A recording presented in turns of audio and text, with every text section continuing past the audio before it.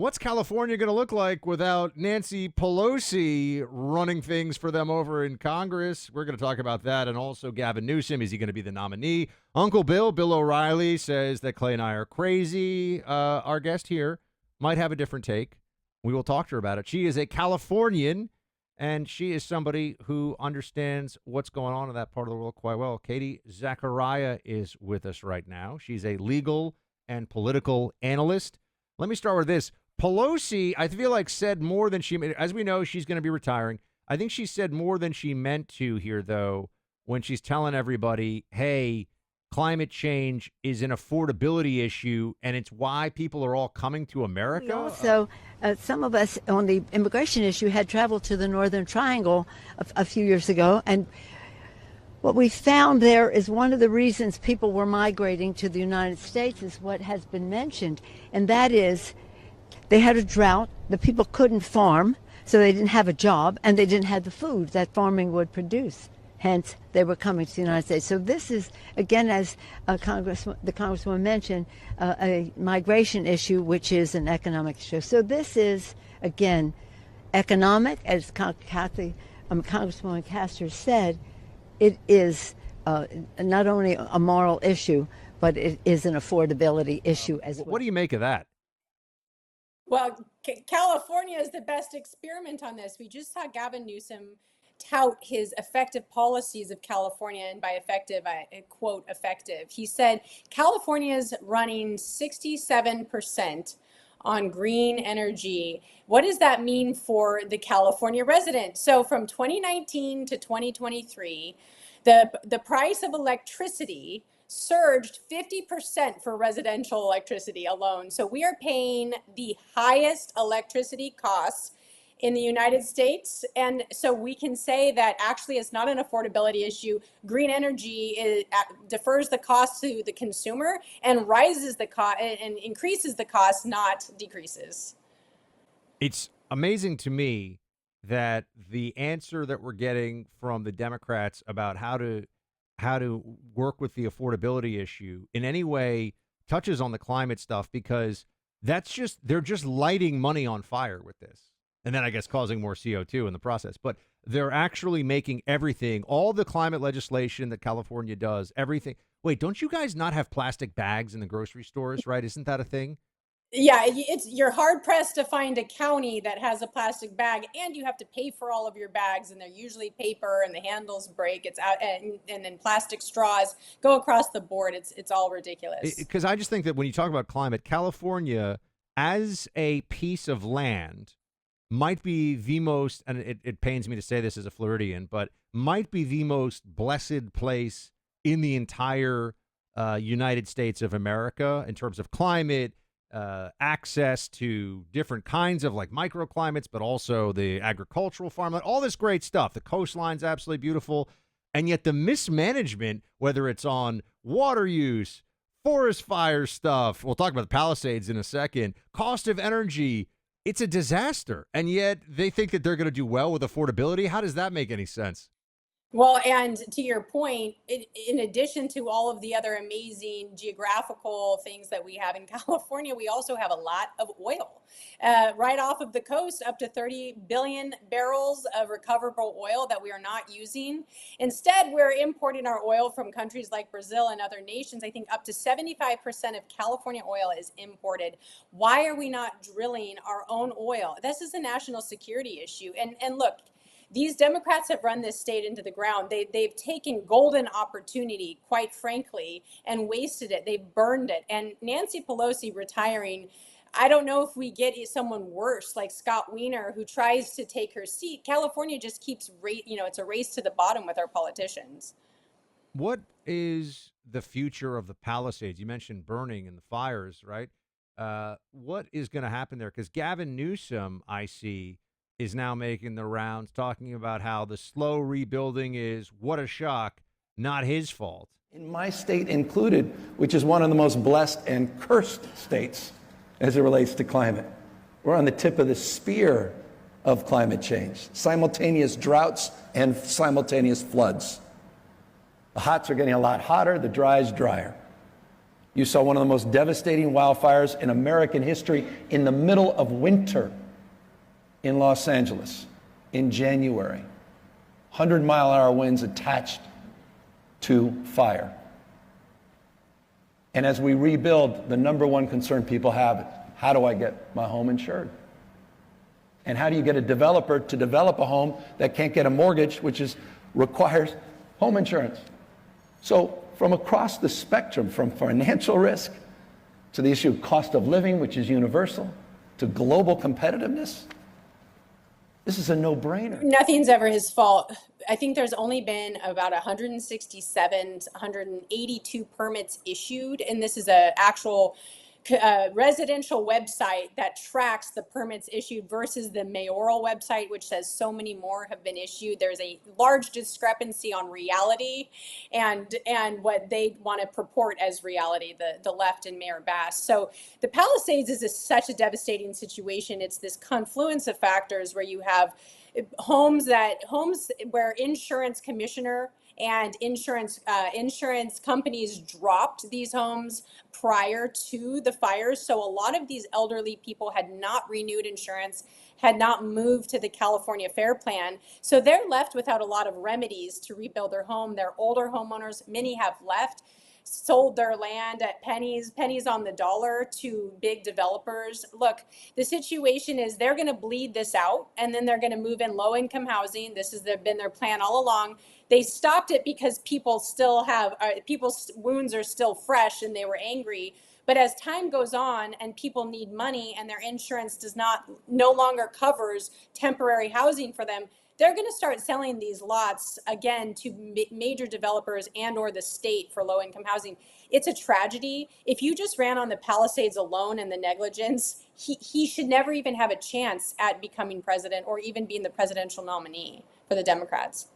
Our sponsor here is Preborn. Preborn is an incredible nonprofit that is saving the lives of unborn babies every single day across America. Preborn gives women an alternative to Planned Parenthood, abortion, these things that are pushed so much on them by society as a quick fix. But we know it's tragic when women go down that path. Preborn says, hold on a second. Let's offer you love and support and life for your baby. And we'll start this process with a free ultrasound.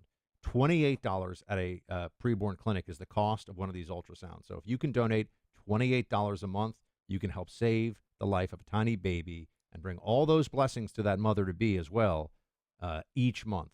$28 a month would be fantastic. $28 once would be amazing. Whatever you can give to Preborn. Please, to donate securely, go to preborn.com/buck. That's preborn.com/BUCK. Or pick up your phone, dial pound 250 and say the word baby. That's pound 250. Say baby. Sponsored by Preborn. All right, Katie, now let's talk about the aftermath of the shutdown. I have seen some pretty underhanded and yet obvious maneuvers from Democrats over the years. In fact, I've seen endless numbers of them, but I've seen plenty of them. But to all the anti-Trump media and some Democrats in a committee to suddenly have, there's Epstein stories we have to talk about. How many times are we going to have to go through this? There's nothing. There's no there. If there was, the there would have been out there a long time ago. We all know it. But I guess this works, right? Because it works insofar as people now have to say, well, what was in these emails? And they don't think about the Democrats just put the country through a shutdown for what? Well, the Democrats, again, this goes to the bottom line. The Democrats don't have a policy. Their policy is Trump derangement syndrome, TDS. We know this. And now they've splintered off into this incredibly communist/socialist, whatever word you want to use. Mamdani is a communist. He is not a socialist. But you have then the Bernie Sanders and the AOC. They are totally free-falling into the very far left radical faction of their party. So they're going to try to distract the American people on Epstein. Oh, never mind, we just, cost the American people $1.5 trillion in keeping the government shut down for no reason. Now we're just going to say, look at Epstein. Look, just be done with this. Whether Speaker Johnson brings it out to the surface and Thune sits on it until 26, I don't care what happens. I just want it to go away. The president's right. It's a massive distraction, and it is a red herring from what all of the effective policies that he's bringing forth.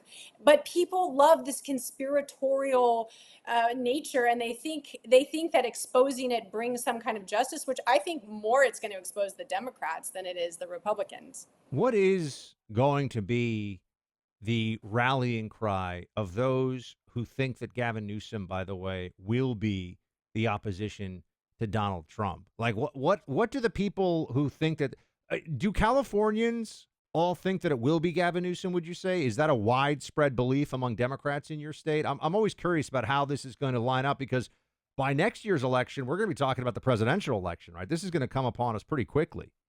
Right. So I don't sense a strong taste in my state for Gavin Newsom as a presidential candidate. Yes, you look at Prop 50 and the Democrats want to use the success of Prop 50. Really, Buck, this is a numbers issue. We have a math issue in California. We don't have enough registered Republicans. They were not motivated. If every single Republican that voted for Donald Trump voted no on Prop 50, it would have been wiped out. But the Republicans were not motivated on this election for some reason, but the Democrats want to say that this is a smack to Donald Trump, and it shows that Gavin Newsom is effective.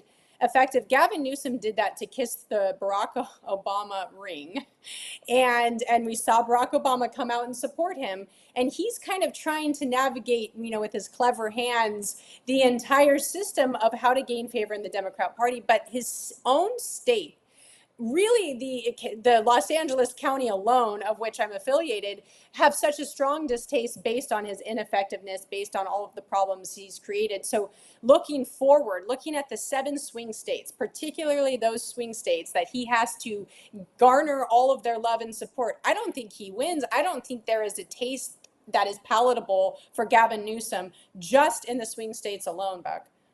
I would certainly hope that that's the case, but sometimes I have my worries. Our sponsor is Hillsdale College. There's so much confusion in the world today about our own history, and Hillsdale wants to do something about that. In a brand new 6-part documentary series, Hillsdale College professors teach the religious, political, cultural, and economic ideas that shaped America, our unique culture, and they particularly focus on the colonial period. You can learn the idea of liberty, especially religious liberty, and how it inspired the settlers, how Americans organized local government to rule and protect themselves, and why America has always been a land where virtue can lead to peace and prosperity. We know about the Declaration of Independence, but what led up to that? Hillsdale College is doing so much to educate Americans about their own history, but also a lot of things. The Book of Genesis, the rise and fall of the Roman Republic, C.S. Lewis, 40 online free courses from Hillsdale College. Go to hillsdale.edu/buck to enroll for free. That's hillsdale.edu/buck, and you can enroll in these Hillsdale College courses for free. Now, I have to ask you about something. Do you ever use Open Table? Very limited, but yes, when I need a reservation in a pinch. So there is a New York Post story that is talking about how Open Table, we all think of it as like, oh, it's a convenient way to get, it's one of these apps, there's a few of them, but it's a convenient way to get a restaurant reservation set up somewhere. But what they're reporting on now, New York Post just reported on this yesterday, is that whatever you do at Open Table, they keep tabs on things, including, are you a repeat cancellation person? Do you cancel day of? Do you try to make multiple reservations at restaurants the same night and then change it up at the last minute? Like all these things. Now, generally, I don't like the surveillance state stuff, but I got to say, I kind of think this is fair game. Like, I think if people are going to cancel on restaurants over and over again because they're blocking out other people, they're hurting the restaurant, I think restaurants should be allowed to know this. What say you, Ms. Zacharia? It's a great point. I was a waitress through college, and I relied heavily on especially those Friday night, Saturday night tables to be booked and filled. So if Open Table is taking this information, again, I'm with you a little bit. Having lived in China, I'm also ultra sensitive to the surveillance state nature, the social credit score that they grade people on as to, their performance in society and whether they have access to restaurants. So if this is some kind of grading situation where they're sending the restaurant a score on the person, reliable, not reliable, I think that gets a little bit Big Brother-ish. Though I think it should just be if it's in the truth is if they just use the information to inform themselves on whether or not this person's likely to show up, okay, fine. Is that how what we've seen, Buck, in the past, how what we've seen people use information for? Probably not. I think it probably has a slippery slope tendency to become detrimental to people who are going to restaurants, and maybe they had a series of repeat cancellations for some unknown reason, and then they tend to be reliable. If that information's used against them, I don't know if that's fair. So I guess I don't really give you a good answer. Is it both and?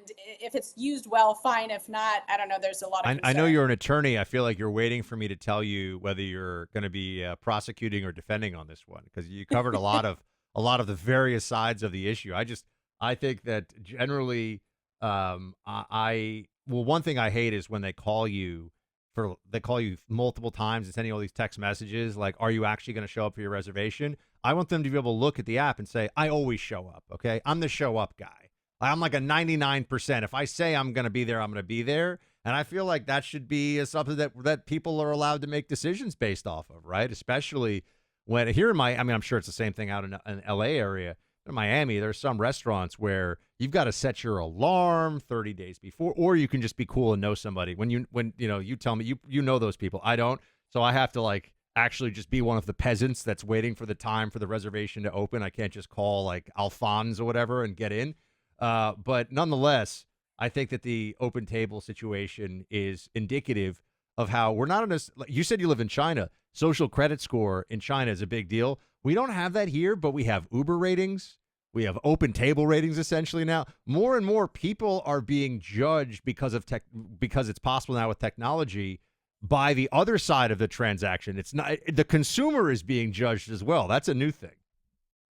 Yes, it goes to that dating app. I'm hard pressed on the name of it that came up where guys were rating women and then it got exposed, or women were rating guys on if they were paying for their dates, and this whole thing kind of exploded in everyone's faces. Look, you can't take that kind of information and think, Buck, it's not going to be used against you. As you just said, it will be used against the consumer, whether it's deserved or not. What if you're missing a flight or your flight's delayed, you have to cancel and you get punished for this type of stuff? Like, what kind of exceptions are there? You always have to go into that. But I guess what I look at is like what Ronald Reagan always used to say, and it's applied to government power, but I also think it's applied to information. The more power, you're never going to have a bureaucracy defund itself or make itself smaller. Government will never choose on its own to make itself smaller. And I think when you have that kind of information and you allow it to be a regulating body, it's going to be a lot harder to retract than to allow it, than to prevent it from growing, I guess is the overarching concern. What were you doing in China? Well, I was the outside counsel for the World Bank and the IFC in the international division of Zhonglun Law Firm, which eventually became kind of the international component for Shepherd Mullen. At the time, Buck, I got to be honest, I was just so happy to be an American getting a job in a Chinese law firm, and I only spoke a teeny bit of Mandarin at the time I got this job. I didn't really need it because it was all international. However, and looking back, and the truth is a lot of this was the beginning stages of the Belt and Roads Initiative, and it was a lot of equity investments into energy companies outside of China. So it was an interesting time, but it's also something that I would never change. I also volunteered at these really amazing migrant communities in the outer rungs of Beijing, like 5th, 6th Ring Road is what they say. And I think that gave me such a real tangible experience of what's happening in China, both on the inner city and the outside kind of migrant community. It was incredible. When was this? This was from 2011 to the 2013 kind of beginning and end, so almost 3 years. So this was also a paramount time, a very instrumental time. You had the handover from Hu Jintao to Xi Jinping, and a complete change of regulation under Hu Jintao to Xi Jinping, really just from the micromanaging of every decision you made started happening under Xi Jinping.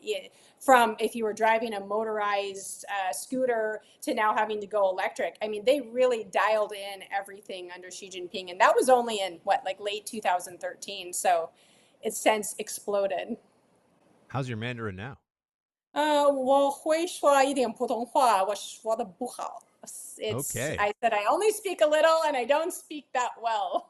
Fair enough. I'm gonna let you close us out here in a minute with parenting advice, because you've got 4 and I've only got 1, and I'm new to the game with the 6-month-old. So we'll get into this in a second. But our sponsors, Paradigm Press, I believe we're entering a once-in-a-century opportunity for Main Street investors.